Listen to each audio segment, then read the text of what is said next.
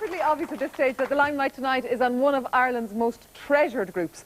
After 37 years on the road, countless albums and dozens of collaborations, they're about to release another new album, Tears of Stone. Will you please welcome again the Chieftains?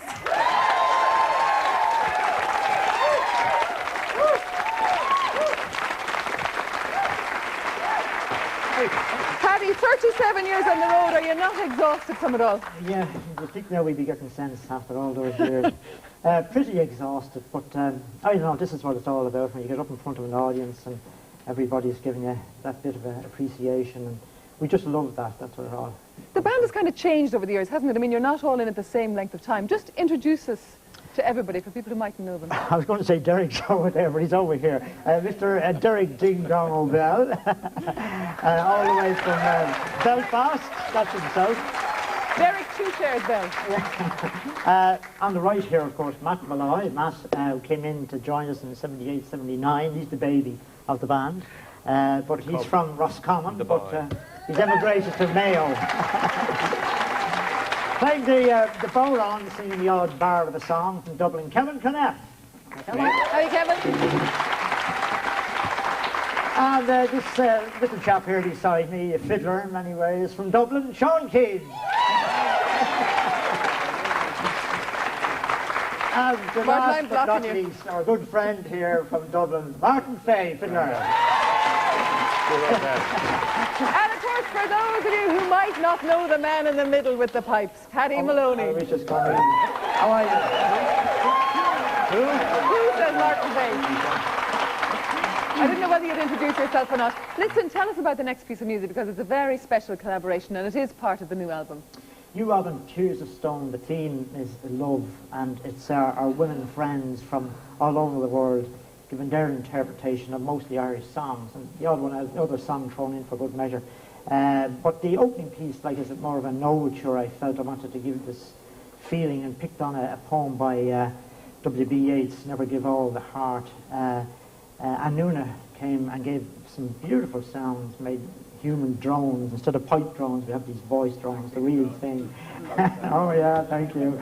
And also sing through it, and it's a piece of music I've put together.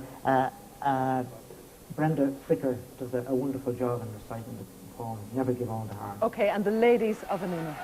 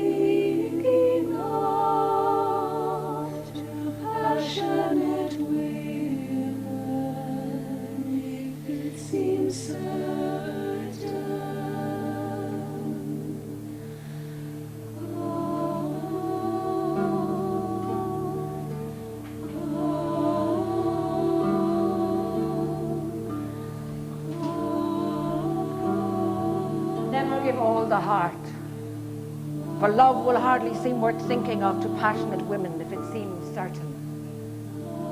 And they never dream that it fades out from kiss to kiss, for everything that's lovely is but a brief, dreamy, kind delight. Oh, never give the heart outright. For they, for all smooth lips can say, have given their hearts up to the play. And who could play it well enough if deaf and dumb and blind with love? He that made this knows all the cost, for he gave all his heart and lost.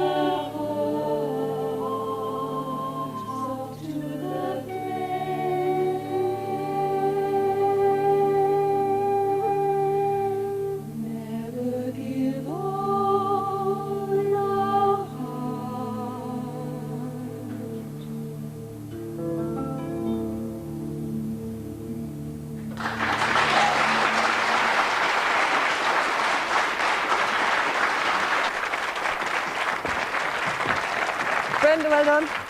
And ladies of Balloon, is this a new departure for you? Extremely new, yeah. It's terrifying to be surrounded by all this music.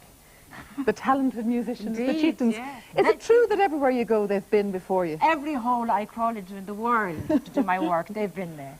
They've been there before me, yeah. What I would love to say to them is it's a great opportunity. What they have about all the words that have been used, like pioneering and fresh and brave and forward and all that, it's all true. And they go off around the world and they do their music. And what they do is, to me anyway, they bring back this gift to us. And they put it down on a record or a tape, whatever, and we go out, we buy it and play it. And I would love to take the opportunity to say a little small tribute to them and just say thank you. And don't stop. Great. How about yourself, Brenda? What are you at?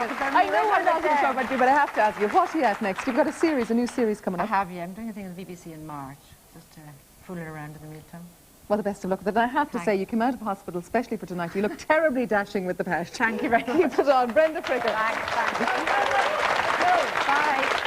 Paddy, is it all a female collaboration that you have on this album? Yes, totally female. I think there's 14 tracks altogether. And who have you got on it? I know you have Diana Krall, who I adore. She's absolutely wonderful. I saw her recently. I swore I'd never do Danny Boy on an album, but this version of it, kind of a Sarah Vaughan jazzy kind of feel to it. It's different. It turned out different. Drop a few more names for us. Who else have you? The last one to go down was Bonnie Raitt. Joan Osborne is there, Natalie Merchant, Sinead O'Connor, of course, and Lorena McKinnon. Sizzle, the girl from Norway, whose voice you'll hear right through the soundtrack of Titanic.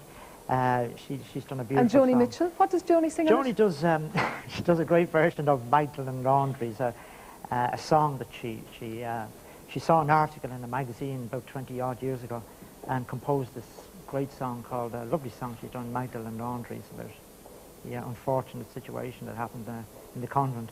I didn't know what to do with it, quite honest, but at the beginning I sort of give it a bit of a feed. We play some music of churchly nature, you might say, kind of a convent chapel And feeling. it works. I thought it worked great, yeah. Kevin, I'm used to meeting you down in Hollywood and Ballymore Eustace. There, Wicklow's your haunt, isn't it?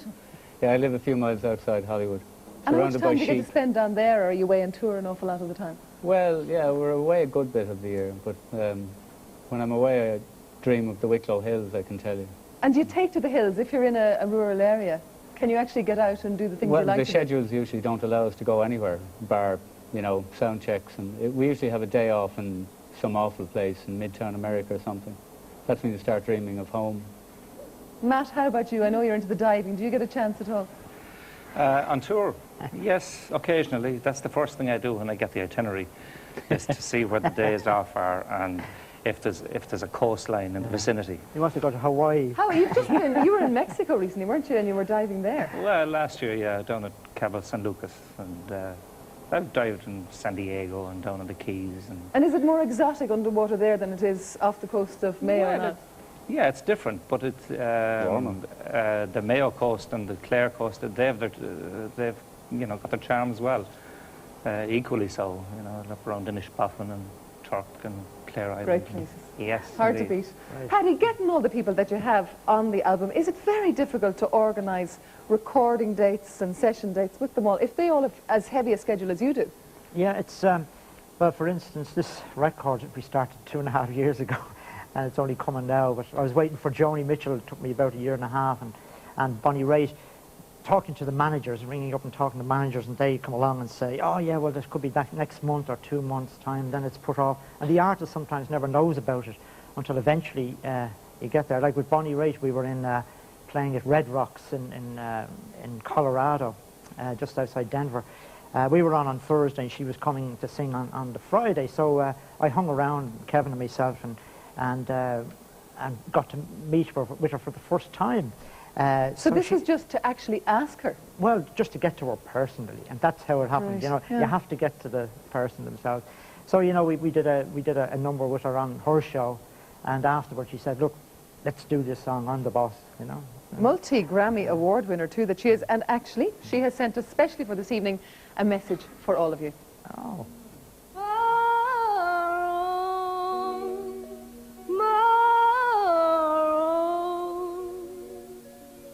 won't you come back soon to the one that will always love you. Hello, Patty and the boys. This is Bonnie, wishing you guys many, many congratulations, and so grateful to be part of this project. You've made so many people happy, connecting everybody to the most beautiful music I've ever heard, and I wish you so much continued collaborations and exciting experiments and wonderful adventures, and it was a thrill to be part of your life.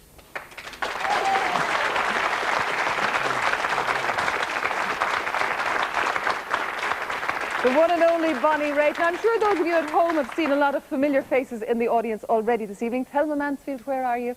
Looking glorious as always. You know the lads a long time. I do. I'm almost afraid to admit how long ago. It was actually Sean O'Riordan who introduced me. I think I must have only been about 17, actually.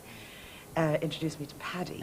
And my sister was going out with Garrett Brown, I think, at the time. Aye. And he, in turn, introduced Louise to Paddy. So from early teenage, we've been good friends. And am I right in saying that you played in her garden? Yeah, and she's a great whistle player. She's played on television. Oh, gosh. We should have you up tonight with your feathers. Notice how often I have been asked to play the whistle on television. That is an indication about how good I am. No, but actually, that's funny you mentioned a party in the garden.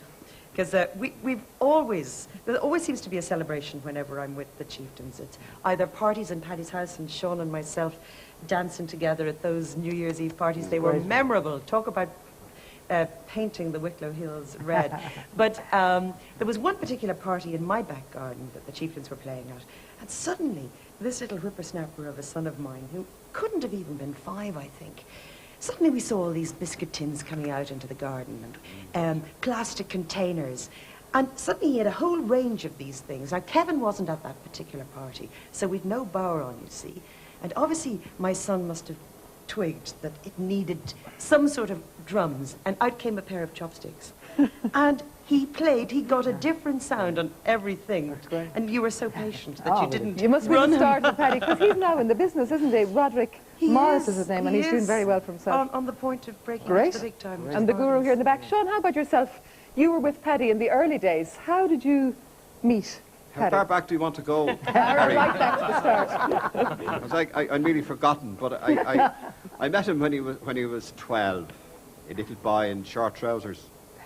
At that time, playing the bag and chanter at a Dublin fesh, and I was absolutely mesmerised. He had achieved such great proficiency on the chanter. At that particular time, I was listening to the masters like Ennis, Clancy and Rec, and there were no youngsters. I was trying myself actually to play them, but I was very bad. I blamed everybody except myself. I didn't practice enough. But listening to Paddy gave me great encouragement to, if I couldn't play them myself at least, I'd follow the pipes until I go to my grave. And he was an absolutely brilliant piper, and still is, if you could hear him on his own sometime. Well, you played together in the early days with the Chieftains. Was it a difficult decision for you, Sean Potts, to make, to actually leave it all behind? I mean, do you miss it? No, I wouldn't have left it at all if I felt I was going to miss it. I do miss, there are certain aspects of it, of course. I miss playing with Paddy and the boys. I miss that. But I'm delighted I don't have to travel as they do and have continued to do for the last 30-odd years. 37 years probably. Brian Masterson, you are the sound engineer with the Chieftains for a long length of time now. Yes, I think it was Boil the Breakfast Early, wasn't it? Somewhere around then I started. And what kind of strange sounds have you had to produce over the years? Well, lots of strange sounds, and working with the Chieftains is, I think, unlike anything else. You never know where you're going to end up and what sort of situation you're going to find yourself into. And I think Paddy has a thing about heights, because I think this started way back in 1983, I think, when we went to China together. And I ended up recording the Chieftains on the Great Wall of China. And I think that planted a seed in Paddy's mind, because years and years later, we were sitting down to talk about the next album. He said, do you know, I want to do an album called The Bells of Dublin. I said, fine, yeah. And I want to record the bells of Christchurch Cathedral. I want to have them on the album. And who gets to climb Christchurch? And who's going to record the bells, Paddy? He said, well, you are, of course. So. And how's your head for heights? My head for heights is, you know, reasonable, but it's very high up there. It was in the summer. We lugged all the equipment up, and we tried recording in the bell room itself, along with the campanologist, but that didn't work. It didn't sound right. So out we went, myself and Paddy, and we were looking at the thing. So Paddy said, well, up you go there now and put it up in the belfry. So I did. I put one mic up, and we came back and we listened. It still wasn't right. So we had to put another mic around the other side. So I did then what all good recording engineers do. I got my plucky assistant. You and passed I said, the book. Well, you listen, put the other one up. You survived it, right. And thank you for joining us this evening. All right, I don't know if you're going to hear any bells on this next track, but it's from the Santiago album. It's performed by the Chieftains, of course, with guest guitarist John Feely, and it's called Maneo.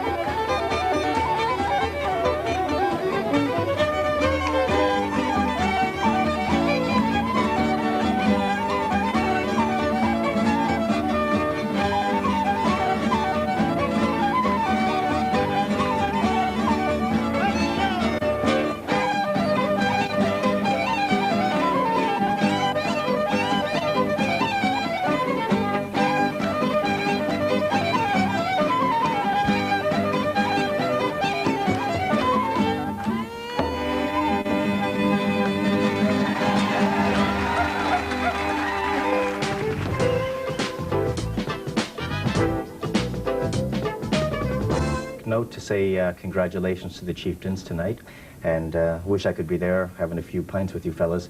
I'm sure it's going to be another fantastic success, this new album. It'll be at least as good as all the wonderful albums that you gave us beforehand. And you know, for a band that's traveled the world together for such a long time and been so successful, it's nice to see that you're all still together and still at the top of the world. There's been a lot of bands since the Chieftains, but there's never been a band as good as the Chieftains, and you'll always be my personal favorites anyhow. I wish I could be there and celebrate in Westport with Matt Malloy at Matt Malloy's Pub and all them fellas, but hopefully I'll see you soon. Okay, cheers.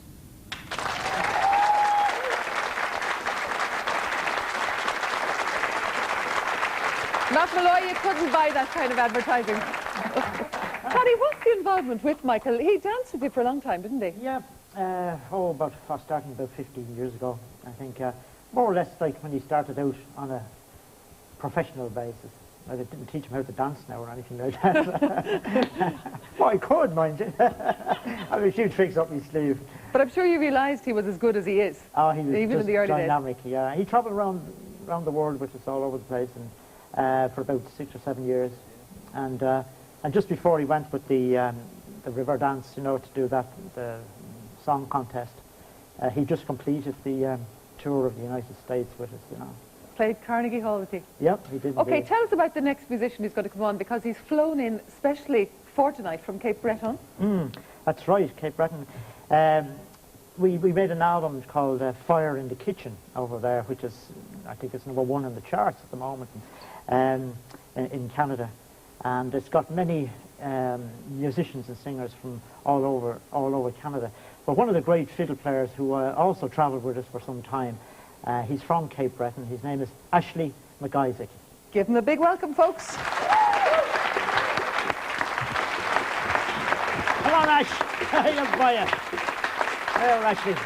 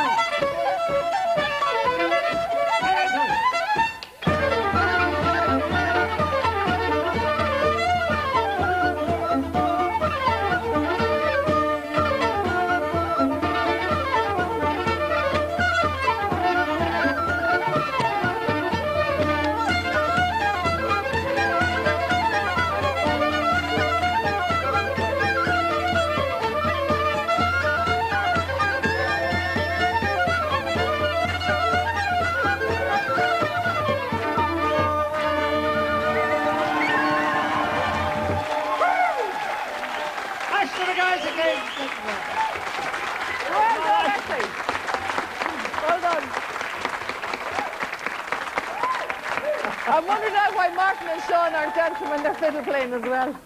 You should be up there doing a Luska, the pair of you. Paddy, we were talking about the collaboration with different singers and musicians, but you're also involved in the film world over the years. Yeah, quite a bit. I think, you know, when we did music for Barry Lyndon way back in 1976, and it actually won an Oscar, you know, that sort of started things rolling for us. So it's been quite a few films, a few that went well. There's a lot that didn't go too well. We actually have a piece to show our audience, and afterwards you can explain to them what it is that makes this one different from the others.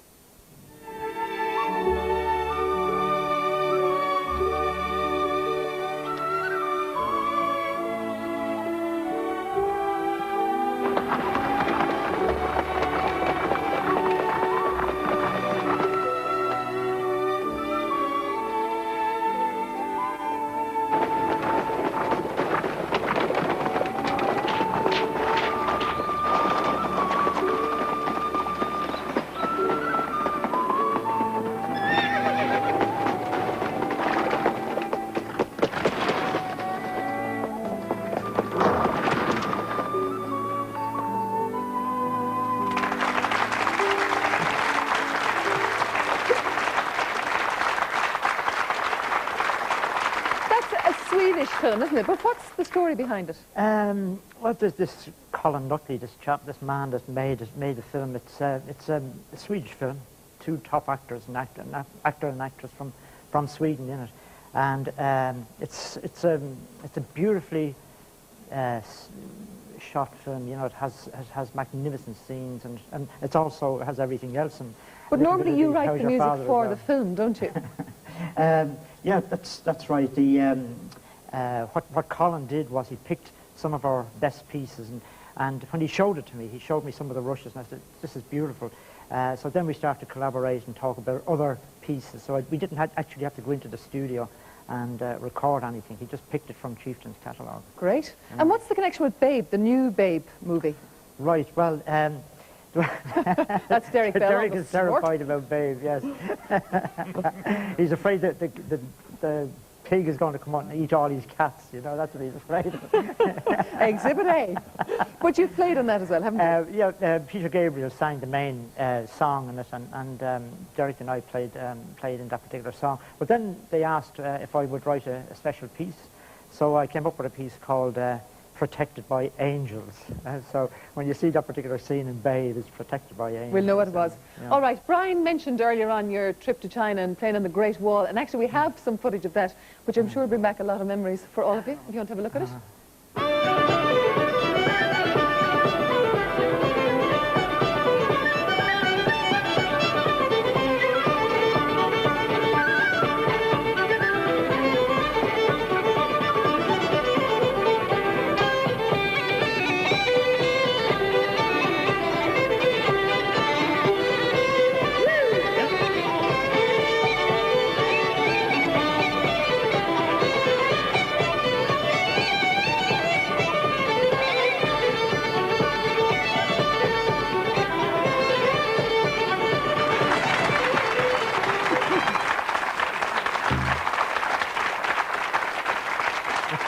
Great images. What kind of possibilities did it open up for you musically, doing that tour? Well, it's just something that, you know, I'd heard Chinese music when, in my teens, there was a doctor, she's now a doctor, used to sing Chinese songs, and I thought this music was quite nice, and I said someday I'd like to go there and visit. So dream came true. It was many collaborations that we got into. I remember 30 years ago playing music with Indian musicians in London, and but we weren't allowed to put it on tape in those days. Whereas this time round you did get recorded. Got to do that in '83, that's right, yeah. Okay, tell us about the collaboration, or not the collaboration, but the moon, because there's a connection with the moon, and we have quite an interesting piece here in the frame as well. Terry came from the moon, no, he didn't. Derek, you got the most slag in the Planet Bell. No, I have a son who's into all that kind of stuff. He's learning at MIT in Boston. But he met up with all the astronauts down in NASA. He was working there for 3 weeks. And they all came to Brittany during the summer. And the head guy, his name is Abbott, Mr. Abbott, told me that, you know, they played your music up in space. and they took a photograph of Ireland from outer space there and brought a tricolour, a piece of the tricolour, and they presented it then to me, you know, in appreciation for... Great. Martin Fay says it's the picture of his stomach. Lovely, Martin, lovely. That's the kind of thing we want to hear. You can dress them up. Yeah, you can dress them up, but you can't take them out. Listen, we have a very special presentation to make tonight as well. Something else in a frame that you may or may not know about. In fact, we have one hot off the press, but there will be one for every one of you in the group. And it is a platinum disc to celebrate Long Journey Home. And Paddy, this is your one. Thank you very much indeed. Yes, thank you very much. Wonderful. Thank you. And there isn't one for everyone in the audience, but there is one for everybody in the band. So congratulations. Well done on that. Okay, to the audience, Brian Keenan, Cowell too. See up there in the back. We mentioned Matt's pub in Westport. That's actually where you went after you came home from Beirut. Well, I kind of ended up there because I'd known of the Chieftains for quite a long time, and even on my holidays, there was old music running through my head that I didn't know the full bits and pieces of, and I was quite fortunate when I came home to bump into these bunch of lads. And I should say at this time, although they're all highly professional musicians, they're also extraordinary, congenial and very ordinary kind of guys to which the limelight hasn't kind of rubbed the polish off them as persons. When I come home from my holidays, I was running about Ireland like a blue horse fly, looking for a kind of safe house, and I bumped into Matt, and was talking to him quite quietly one night, saying, "Jesus, Matt, how do you deal with all this? You know, I mean you're well used to cameras and TVs and journalists, and how do you get away from all that?" And he said to me, as he mentioned earlier on, "Well, whenever I feel the need, I go diving." And I thought, well, that's all very well, Matt, that's great, but I can't swim. So to cut a long story short, he said, "Look, why don't you stay here over the pub? Sure, nobody's going to know you're here." And he stayed true to his promise, informing the people look out for the pub for him that anybody comes looking for Brian Keenan, he's not here. Fine. Apparently I was told this story afterwards, that on one occasion two journalists came in from, I don't know where, went up and ordered a couple of pints and sat there and supped them, and said to Seamus behind the bar, "I wonder, is Brian Keenan possibly about?" And Seamus, under protective order, said, "Well, do you mean the hostage fella?" And the two guys went, "Yeah." And Seamus said, well, he comes in here occasionally, but I'll tell you what, he sometimes goes down to the railway for his lunch. Now, if you were to go down there, you might get him." And the two guys lifted their pints very slowly, demolished them very quickly, and went out the door. And as soon as they got out the door, Seamus lifted the phone, rang down to the railway and said, "There's two journalists coming looking for Brian, send them on a pub crawl." Do the two journalists make it home at all? They're probably still in Westport doing the rounds. If anybody's looking for a safe place or a hiding out place, contact the Chieftains, and Matt will all fix you up.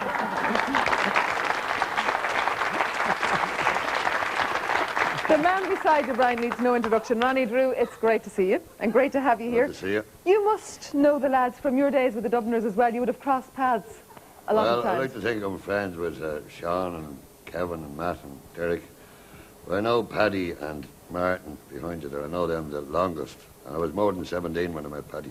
A little bit more than 17. Thank you, Ronnie. And I don't remember them in short trousers, but I saw photographs of them in short trousers because John Sheehan from the Dubliners learned the thin whistle in the same school as Paddy did in Marino, wasn't it, St. Joe? That's right. Joe was in Marino, yeah. Good. Yeah, well, there, yeah. And many years ago, the Dubliners used to do a run of concerts in the Gate Theatre in Dublin. In fact, how we started doing that was Mial McLeamo had some gig or some play in there, and it folded, so he asked us would we go in. We went in and we ran for about a few weeks, and then we did it every year for a while. And during that period, we had guests on the concerts, and we had, like, Shows Bohaney, the Shannon singer, Tommy Reck, the piper. And then we had two more guests as well. We had Martin Fay, and on another occasion we had Paddy himself.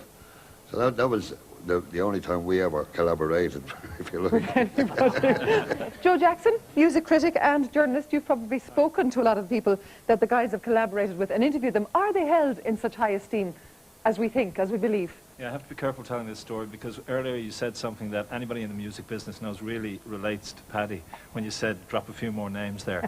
So if I have to drop a few names in the story, it's only because I've brushed against him once too often. No, we were over at, I went over with him to the Grammy Awards show in about 94, 95, and this really, it captured how good a hustler Paddy is and a hard worker.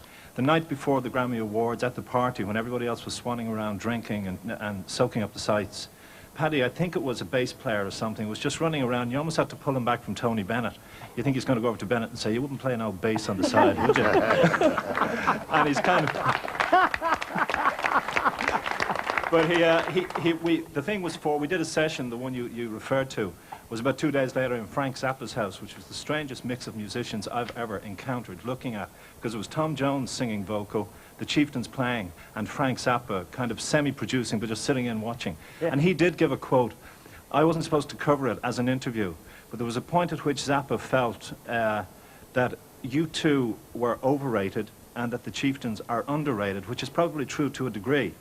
And he gave a line, but again, I don't know if Paddy paid him to say this to me. I only thought of this afterwards. He just said something in relation to U2. He said, what do you want? Mediocre invention or a direct linear descent from Celtic culture? And he said, that's what I hear when I listen to the music of the Chieftains. Okay, and you can argue with Bono afterwards. Joe Jackson, thank you for joining us. All right, we're trying to listen one final piece of music before we leave you this evening, and we're joined on stage again for this one by the wonderful dancing, fiddling Ashley McIsaac and the dancers, and of course, our main guests of the evening. Where would it be without them? The Chieftains. Good night.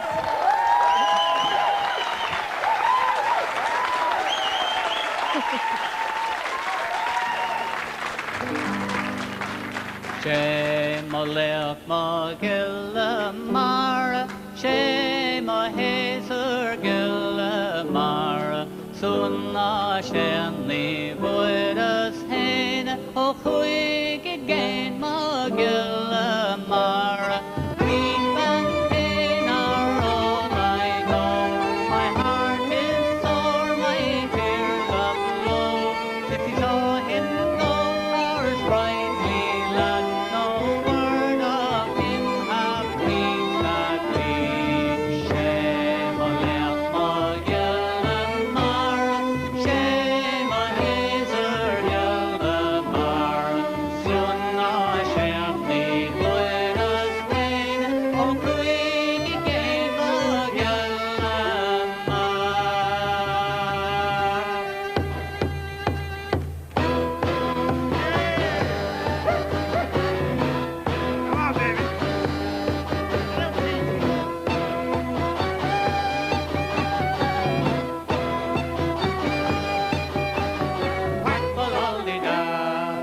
In the merry month of June, I from me home I started, left the girls of tune. Sad and broken heart, saluted father dear, then kissed me darling mother, and drank the pint of beer. Me tears and breathed his mother, walked to reap the corn. Before I was born, I cut a stout the corn from Blandish Coast, and got in a pair of brand new brogues. Rattled all the bogs, right down the everybody now, hey! Dublin walked to sheep for pie, put the hair and turn her down the rocky road, all the way to Dublin, Whiteful, Aldi.